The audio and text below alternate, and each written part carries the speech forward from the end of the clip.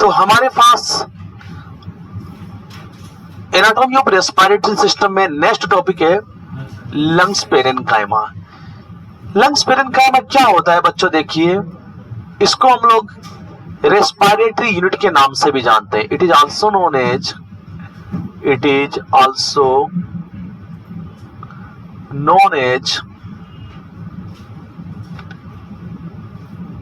Respiratory unit. Clear?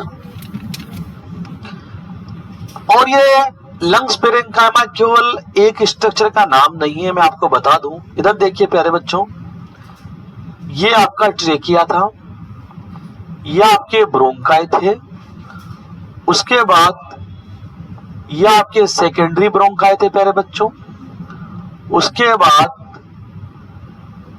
ये आपके थर्सरी bronchi थे। क्या थे बताओ?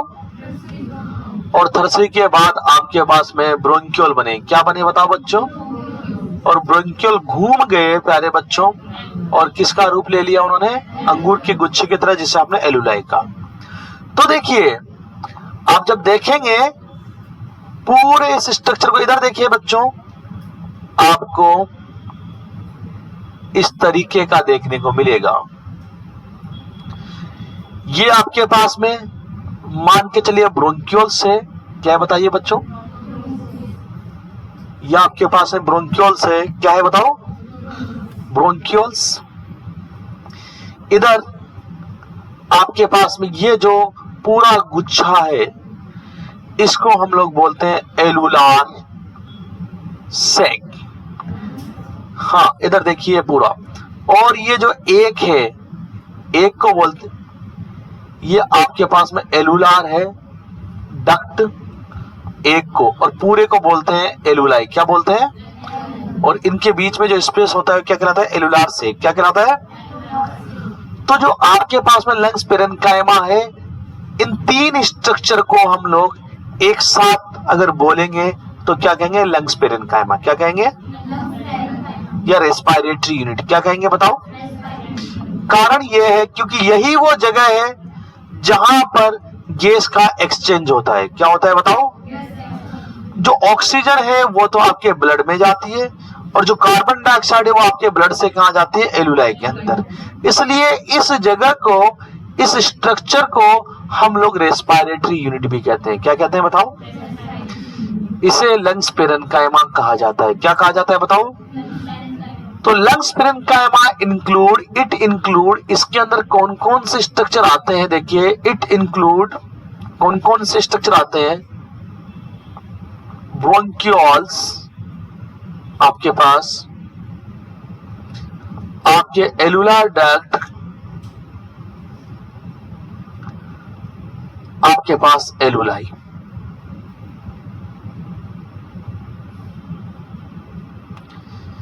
ये तीन चीजें आपके पास आती हैं। आगे बात समझ में?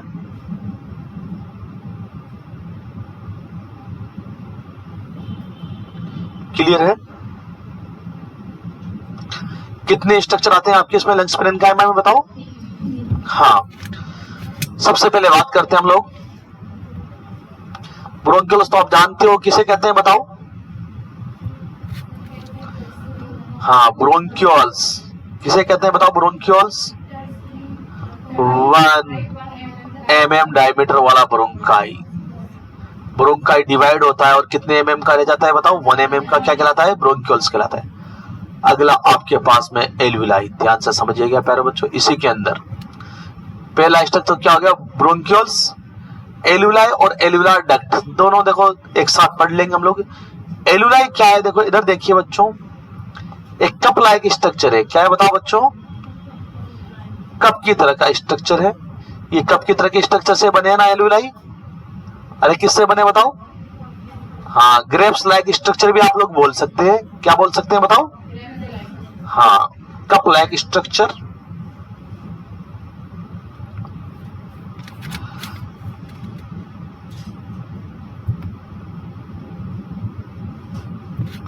और प्रत्येक लंग्स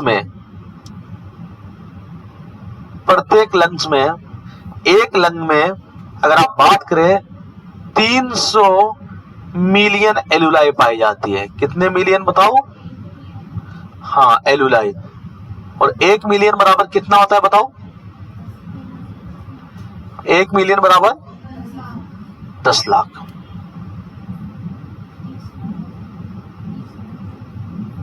आई बात समझ में? तो आप देख सकते हो 300 मिलियन का मतलब कितना हो गया, कितने लाख हो गए, है ना? 1 मिलियन में 10 लाख, 300 मिलियन के 2 गुणा कर दो 10 से, 3000 लाख। सीधी सीधी बात ही है। तो एक लंग्स में कितने एलुलाई होते हैं बताओ? 300 मिलियन। कितने बताओ? एक बहुत इंपॉर्टेंट बात यह है आप लोगों के लिए, एनएम वाले बच्चों के लिए, कि जो एलुलाई है फंक्शनल एंड स्ट्रक्चरल यूनिट है। Functional and structural unit of respiratory system. Respiratory system की फंक्शनल एंड स्ट्रक्चरल यूनिट है एलुलाई। क्वेश्चन ऐसे भी आ सकता है, रेस्पिरेटरी यूनिट को छोड़ के लंग्स भी आ सकता है। क्या आ सकता है बताओ? कि लंग्स की जो है फंक्शनल एंड स्ट्रक्चरल यूनिट कौन सी है? तो आपका आंसर क्या होगा? एलुलाई।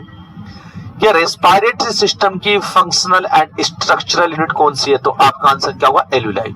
समझे? किडनी की कौन सी थी बताओ? नेफ्रॉन। आगे देखिए आप लोग, एलुलाई का आप स्ट्रक्चर देखेंगे बच्चों। एलुलाई का आप स्ट्रक्चर देखेंगे तो जो एलुलाई है बच्चों 3 प्रकार की सेल से बना होता है। It is formed by 3 type of cell. 3 प्रकार की सेल से मिलकर बना होता है आपका एलुलाई। कौन कौन से 3 प्रकार की सेल है एलुलाई के अंदर? देखिएगा प्यारे बच्चों। सबसे पहली सेल है, उसका नाम है टाइपस्ट। टाइपस्ट, जिसे न्यूमोसाइट सेल भी कहते हैं। क्या कहते हैं बताओ? न्यूमोसाइट, टाइपस्ट सेल। और इसी से पूरा का पूरा स्ट्रक्चर बना होता है एलुलाई का। It formed structure of alveoli. वैसे एलुलाई के अंदर 3 प्रकार की सेल होती है। कितने प्रकार की बताओ? लेकिन ज्यादातर जो एलुलाई होगा वो कौन सी सेल का बना होगा बताओ? न्यूमोसाइट का। किसका बताओ? और बता दें प्यारे बच्चों आप लोगों को एक बात, ये आपकी जो एलुलाई है, आपको पता है एलुलाई से गैस एक्सचेंज होता है। पता है आप लोगों को? जो ऑक्सीजन है वो तो ब्लड में आती है और कार्बन डाइऑक्साइड वापस एलुलाई में आती है ब्लड से। गैस एक्सचेंज कहां पर होता है? एलुलाई के अंदर। हमारी बॉडी के अंदर आप रेस्पिरेटरी सिस्टम को देखेंगे तो रेस्पिरेटरी सिस्टम में गैस एक्सचेंज कहां होता है? एलुलाई में होता है। तो एलुलाई में जो गैस एक्सचेंज का काम करती है वो कौन सी सेल करती है? न्यूमोसाइट ही करती है। जो गैस एक्सचेंज मेम्ब्रेन जो बनी होती है वो किसकी बनी होती है? न्यूमोसाइट की बनी होती है। किसकी बनी होती है? आपका एलुलाई 3 सेल से बना होता है। कितनी सेल से? जिसमें पहले प्रकार की सेल न्यूमोसाइट सेल है और ज्यादातर एलुलाई न्यूमोसाइट का ही बना होता है। और इस न्यूमोसाइट सेल का एक और काम यह है कि जो आपकी गैस एक्सचेंज मेम्ब्रेन होती है, जहां पर गैस का एक्सचेंज होता है, वो भी किसका बना होता है? न्यूमोसाइट का ही बना होता है। आई बात समझ में? इट फॉर्म्ड, ये बनाता है गैस एक्सचेंज मेम्ब्रेन ऑफ एलुलाई। बच्चों, गैस एक्सचेंज मेम्ब्रेन ऑफ एलुलाई। दूसरे प्रकार की जो सेल है प्यारे बच्चों, उसका नाम है टाइप सेकंड सेल। क्या नाम है बताओ बच्चों? Type second. Type second cell को प्यारे बच्चों आप लोग सेप्टल सेल भी कहते हैं। क्या कहते हैं बताओ? Septal cell. और इसका काम क्या है? बहुत इंपॉर्टेंट है आप लोगों के लिए, आप लोगों के लिए इंपॉर्टेंट है। सेप्टल सेल का काम क्या होता है ये है सर्फेक्टेंट बनाती है। क्या बनाती है? It form surfactant. सर्फेक्टेंट का मतलब ये होता है वो चीजें जो किसी चीज को घिसने या पिचकने से रोकती है, उन्हें सर्फेक्टेंट कहते हैं। क्या कहते हैं बताओ? हाँ, ये सर्फेक्टेंट बनाती है टाइप सेकंड सेल। और इन सर्फेक्टेंट का काम क्या होता है? सारे बच्चे ध्यान देंगे। इस सर्फेक्टेंट का काम होता है प्रिवेंट कोलैप्स ऑफ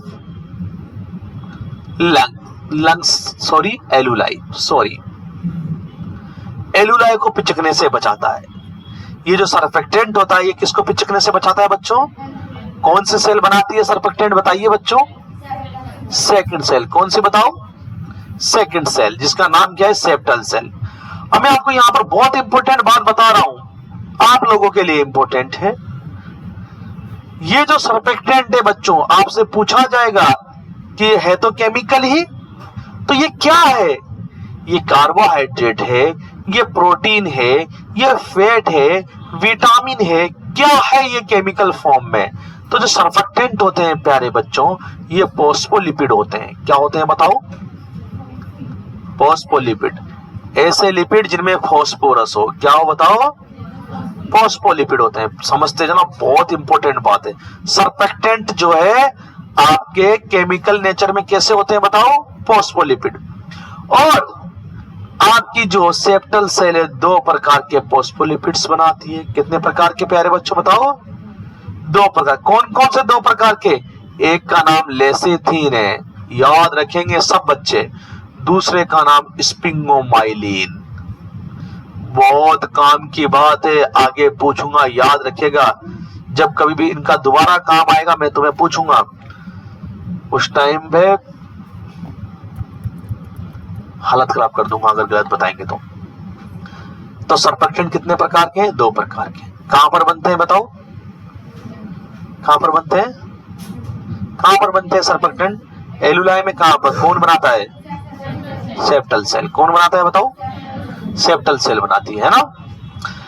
कितने प्रकार के सर्फेक्टेंट है? और केमिकल में किस प्रकार के नेचर होता है इसका सर्फेक्टेंट का? फॉस्फोलिपिड होते हैं। क्या होते हैं बताओ? 2 प्रकार के सर्फेक्टेंट है, लेसिथिन एंड स्पिंगोमाइलिन। तीसरे प्रकार की सेल जिसका नाम है टाइप 3 सेल। और ये जो टाइप 3 सेल होती है ये मैक्रोफेज सेल होती है। कैसी सेल होती है प्यारे बच्चों? Macrophage cell. कैसी सेल होती है बताओ? Macrophage cell. और आपको पता है जितनी भी मैक्रोफेज सेल है क्या करती है बताओ? फेगोसाइटोसिस करती है। क्या करती है बताओ? फेगोसाइटोसिस का मतलब खाने का काम। किसको खाने का काम? माइक्रो ऑर्गेनिज्म को खाना। क्या कहलाता है? फेगोसाइट्स। जब ये सूक्ष्म जीवों को खाएगी, कोई भी सूक्ष्म जीव आपके एलुलाई में पहुंच गया। कहां पहुंच गया प्यारे बच्चों? कोई भी सूक्ष्म जीव आपके कहां पहुंच गया? एलुलाई में पहुंच गया। कहां पहुंच गया प्यारे बच्चों? तो उनको मारने का काम कौन करेगी? Type 3 cell. टाइप 3 किस प्रकार की है? टाइप 3 सेल बताओ? मैक्रोफेजेस सेल है। कैसी बताओ? और इस टाइप 3 सेल को आप डस्ट सेल भी कहते हो। क्या कहते हो बताओ? Dust cell.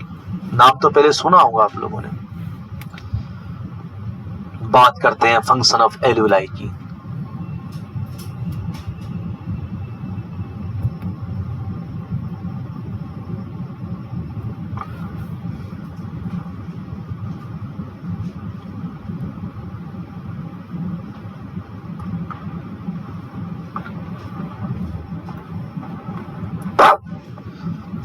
Function of alveoli. आप बता सकते हैं क्या काम है एलुलाई का? अभी तो अभी पढ़े। एक तो गैस एक्सचेंज करेगी, दूसरा सर्फेक्टेंट बनाएगी, तीसरा बताओ? तीसरा फेगोसाइटोसिस भी करती है। क्या करती है बताओ? 3 काम तो यही हो गए। 3 सेल है ना, 3 काम। अरे समझे नहीं समझे बच्चों? समझे? आगे बात समझ में?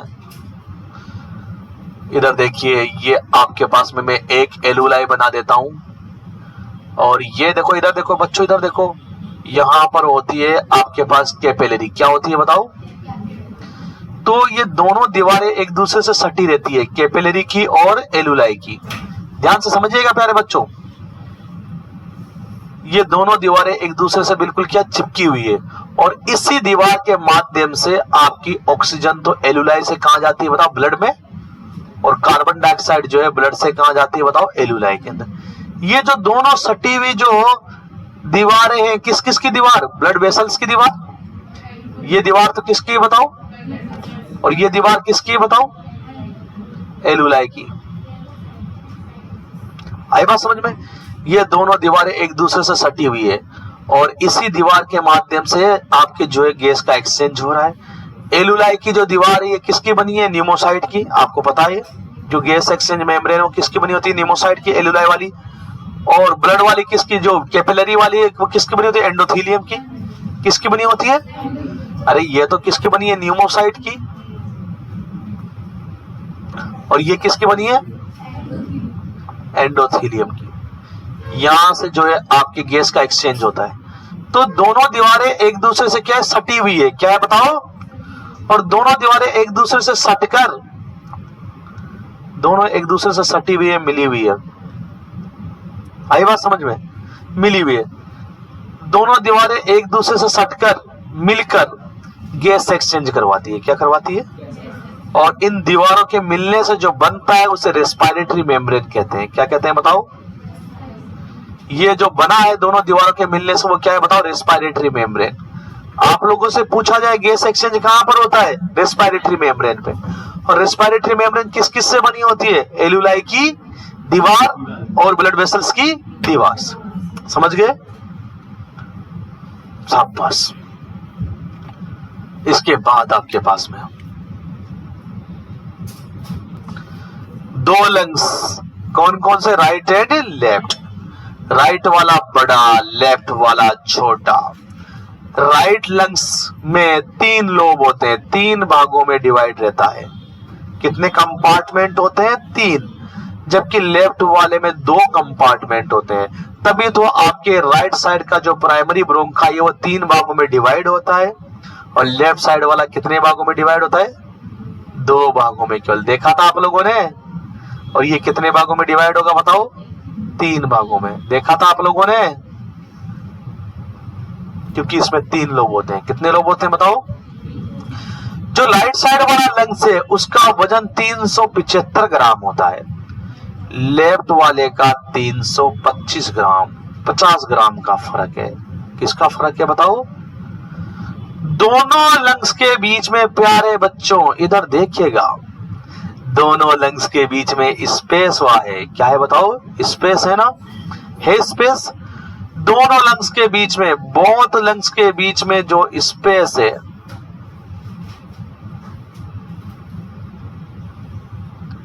इस स्पेस को बोलते हैं मिडस्टेनियम। याद रखिएगा प्यारे बच्चों से, क्या बोलते हैं बताओ।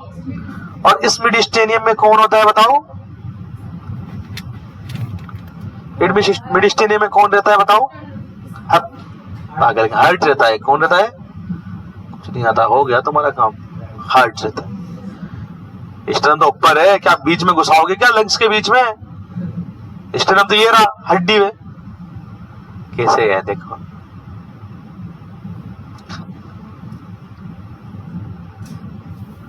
बहुत अच्छे बच्चे हैं, बहुत अच्छे हैं। आप लंग्स को देखेंगे बच्चों, तो इधर देखिए बच्चों, लंग्स के बाहर एक मेम्ब्रेन पाई जाती है।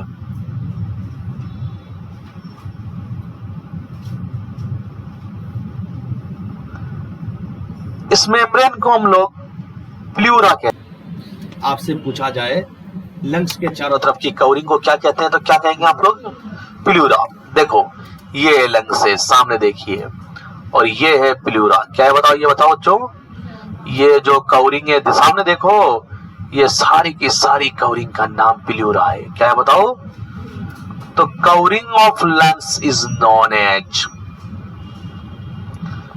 प्लूरा। क्या बोलते हैं बताओ, क्या बोलते हैं बताओ, प्लूरा।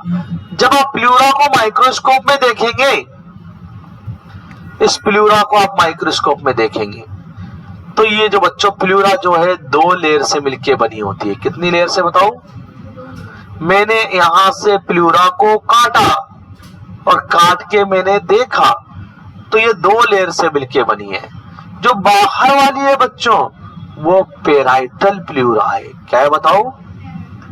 जिस तरीके से आपके पेरिटोनियम थी ना, सेम टू सेम अंदर वाली विसरल प्लूरा है। दोनों के बीच में स्पेसवा है। क्या है? स्पेस है। क्या है बताओ? दोनों के बीच में स्पेस है और इस स्पेस को बोलते हैं हम लोग प्लूरल स्पेस। क्या बोलते हैं बताओ? सामने देखेंगे। इस प्लूरल स्पेस के अंदर फ्लूइड भरा होता है। क्या भरा होता है बताओ? जिसको बोलते हैं प्लूरल फ्लूइड। क्या बोलते हैं बताओ? मैंने केवल इतने से को देखा है, पूरे में सेम टू सेम यही मामला है। मैं 2 करके बना दूं इसको। ये देखो मैंने बना दी पेराइटल फ्लूरा और विसरल फ्लूरा, 2 करके मान के चलिए। तो यहां पर क्या भरा होता है बताओ? इस फ्लूइड, इस स्पेस में क्या भरा होता है? Pleural fluid. क्या भरा होता है बताओ? Pleural fluid. आई बात समझ में? अरे क्या भरा होता है बताओ? और इस प्लूरल फ्लूइड का जो अमाउंट होता है अप्रोक्सीमेट 20 ml होता है बच्चों। कितना होता है बताओ? 20 ml। आई बात समझ में? अगर इसका अमाउंट बढ़ जाता है तो कौन सी बीमारी हो जाती है?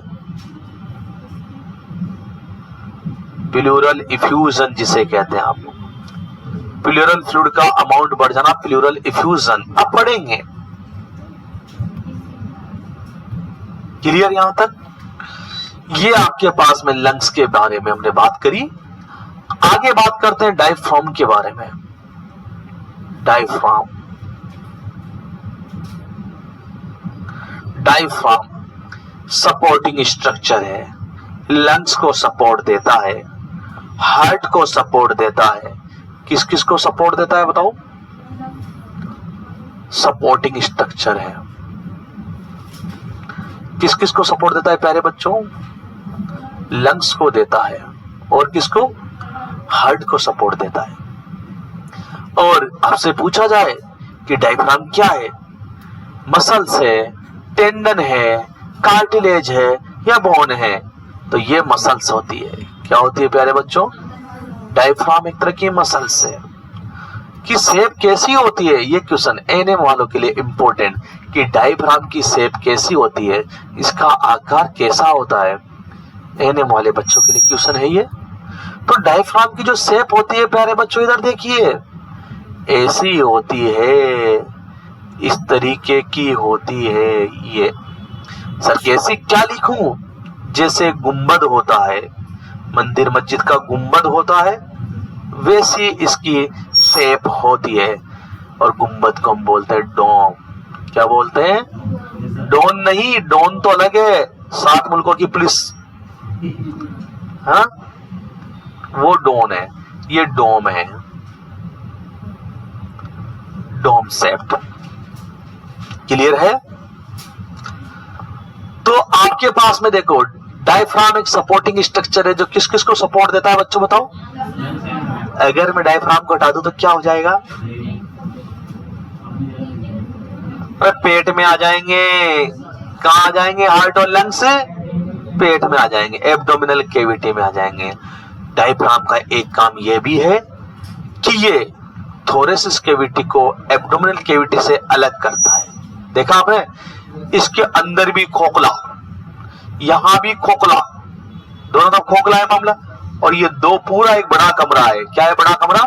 उसके बीच के अंदर सेपरेट करने के लिए एक दीवार बनी है, वो क्या है बताओ? डायफ्राम है। तो डायफ्राम सेपरेट, जो डायफ्राम है प्यारे बच्चों सेपरेट करेगा।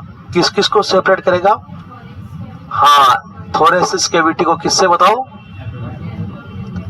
एब्डोमिनल कैविटी से।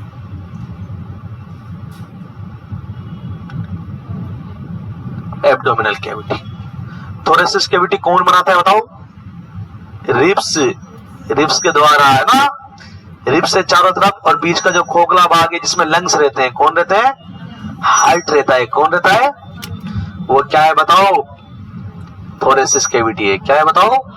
और एब्डोमिनल कैविटी में कौन रहते हैं बताओ? जीआईटी के ऑर्गन। पता लीवर थोरेसिस कैविटी में है या एब्डोमिनल कैविटी में? लीवर एब्डोमिनल कैविटी में साफ। गोल ब्लैडर, पेनक्रियाज कहाँ है? Abdominal cavity. तुम पढ़ो, देखो वो तपा आंसर दे रहा है पीछे बैठ के, इतने सालों के बाद आया फिर भी, इसलिए मैं उसको अलाउ कर लेता हूं। सही बात बताऊं नहीं, ये बात मानने की है वो। हाँ, इधर देखो,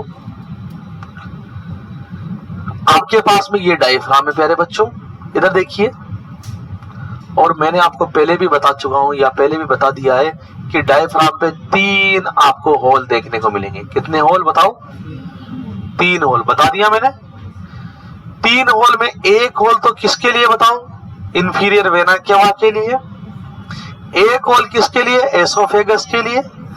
एक होल किसके लिए? एरोटा के लिए। एरोटा जाएगा ना नीचे। तो 3 होल होते हैं। कितने होल होते हैं बताओ बच्चों? ये जो पहले वाला होल है इसका नाम है केवाल फोरामन। ये आयावा क्वेश्चन है। केवाल फोरामन कहां पे पाया जाता है? डायफ्राम पे। दूसरे वाला जो आपके पास में जो होल है वो है इसोफेजियल हाइटस। हाइटस का मतलब भी होल होता है, फोरामन का मतलब भी क्या होता है? होल ही होता है। तीसरे नंबर वाले का नाम है बच्चों आपके पास में एओर्टिक हाइटस। तो आपसे पूछा जाए कोवेल फोरामेना से कौन निकल के जाता है बताओ? Inferior vena cava. Oesophageal hiatus से कौन निकल के जाता है बताओ बच्चों? इसोफेगस। और एओर्टिक हाइटस से कौन निकल के जाता है बताओ? एरोटा। यहां से निकलते एरोटा किस नाम से पुकारा जाएगा? एब्डोमिनल एरोटा से। बताया था। डायफ्राम से निकलते किस नाम से हो जाता है वो? हाँ। तो प्यारे बच्चों, ये आपके पास में एनाटॉमी कंप्लीट होती है आपके रेस्पिरेटरी सिस्टम की। नहीं, अभी थोरेसिस कैविटी रह गई, सॉरी, थोरेसिस कैविटी पढ़ा देता हूं। डायफ्राम के बाद में आपके पास थोरेसिस कैविटी, सभी लोग जानते हैं, सबके पास में है थोरेसिस कैविटी। किसके द्वारा बनती है थोरेसिस कैविटी? कोई बता सकता है मुझे? बताओ, थोरेसिस कैविटी कौन बनाता है? रिब्स बनाती है। कौन बनाती है?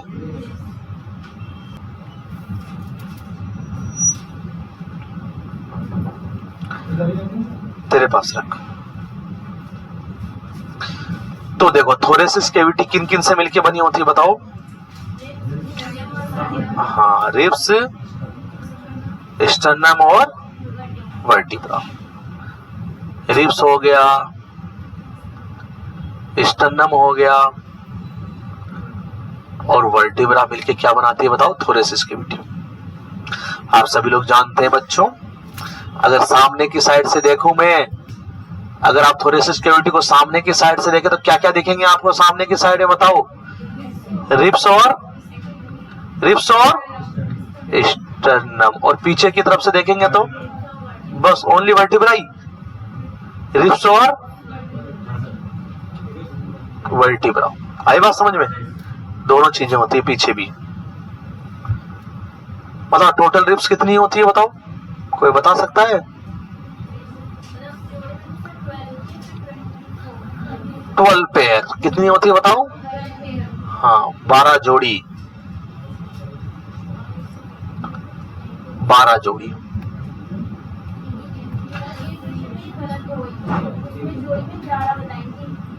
हाँ, तो गलत है 11 जोड़ी। हाँ, गलत है उसका, सब जोड़ी में है। ऊपर वाली भी जोड़ी में है, नीचे वाली भी जोड़ी में है। वो भी 2 होती है, वो भी जोड़ी में होती है। मैं जब पढ़ाऊंगा आप लोगों को स्केलेटन सिस्टम, उसमें आएगा ये पूरा डिटेल से। इधर देखिए, ये आपके पास में रिब्स 12 जोड़ी। कितने जोड़ी बताओ? मैं पूरी नहीं बना रहा, कल तुम्हें दिखा रहा हूं। आगे किससे जुड़ी होती है रिब्स बताओ? और पीछे किससे जुड़ी होती है बताओ? ये रिब्स के बीच में जो स्पेस पाया जा रहा है बच्चों, इस स्पेस को बोलते हैं इंटरकोस्टल स्पेस। क्या बोलते हैं बताओ? स्पेस। और आपसे पूछा जाए कि टोटल इंटरकोस्टल स्पेस कितने होते हैं? टोटल इंटरकोस्टल स्पेस पूछ लिया जाए एग्जाम में कि कितने स्पेस होंगे? 11 जोड़ी। कितने होंगे बताओ? अरे 11 जोड़ी तो होंगे, 12 जोड़ी तो रिब्स है। अब आप बीच की स्पेस को लेंगे तो 11 तो रहेंगे। दिमाग है ना? 12 लोगों को लाइन में खड़ा कर दो, उनके बीच के स्पेस को काउंट करो, कितने आएंगे? 11 तो आएंगे, 11 आएंगे ना? मेरे पीछे पीछे बोल देते हैं हाँ सर ने बोल दिया तो सही होंगे, 11 आते हैं। 11 जोड़ी। टोटल इंटरकोस्टल स्पेस कितने होते हैं बताओ? 11 जोड़ी। और इन इंटरकोस्टल स्पेस में मसल्स पाई जाती है। क्या पाई जाती है बताओ बच्चों? बाहर की साइड भी मसल्स पाई जाती है और अंदर की साइड में, अंदर की साइड डॉट डॉट करके दिखा रहा हूं, है ना? अंदर की साइड भी मसल्स पाई जाती। जो बाहर की मसल्स है उनको बोलते हैं एक्सटर्नल इंटरकोस्टल। क्या बोलते हैं बताओ? बोलो। इंटरकोस्टल। और जो अंदर वाली है बच्चों उनको क्या बोलेंगे बताओ? Internal intercostal muscle.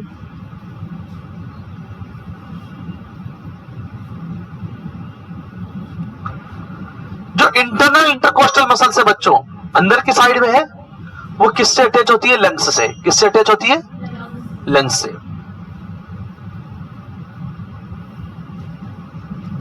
Attached with lungs. किससे अटैच होती है बताओ? तो अगर मान के चलो अंदर वाली जो इंटरकोस्टल मसल्स है उनमें कॉन्ट्रैक्शन एंड रिलैक्सेशन होगा तो लंग्स में भी कुछ ना कुछ हलचल होगी या नहीं होगी? होगी ना? इस बात को दिमाग में रखेंगे।